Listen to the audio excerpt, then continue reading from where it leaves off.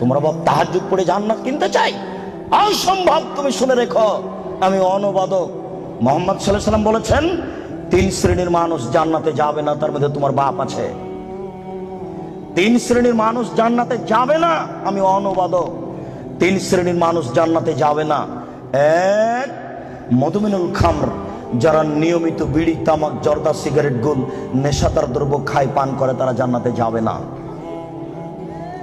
2, আর রাজালাতু মিনান নিসায়ে, পুরুষের বেশধারী নারী, যারা পুরুষের জুতা স্যান্ডেল পরে, যারা পুরুষের শার্ট প্যান্ট পরে, যারা পুরুষের পোশাক পরে, যারা মাথার চুল ছোট করে, সামনের চুল ছোট করে, তারা জান্নাতে যাবে না। 1450 বছর পূর্বে আল্লাহর নবী কথা বলেছেন, আমি অনুবাদক। 3, ও দায়ুস, তোমার বাপ, আল্লাযী ইকরু ফি আহলি আল খাবাসা, যে তার বাড়িতে বেহায়াইর সুযোগ দিয়েছো, জান্নাতে যাবে না।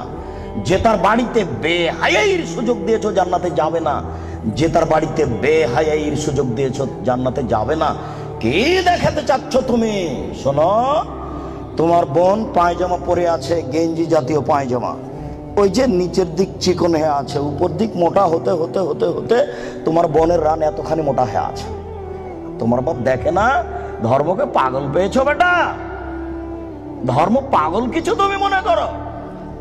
অসম্ভব। আমি অনুবাদক, না হয় আবার অনুবাদ করছি, তুমি শোনো। সম্মানিত মুরব্বী, আমি আবার অনুবাদ করছি, শুনুন। তিনি বলেন,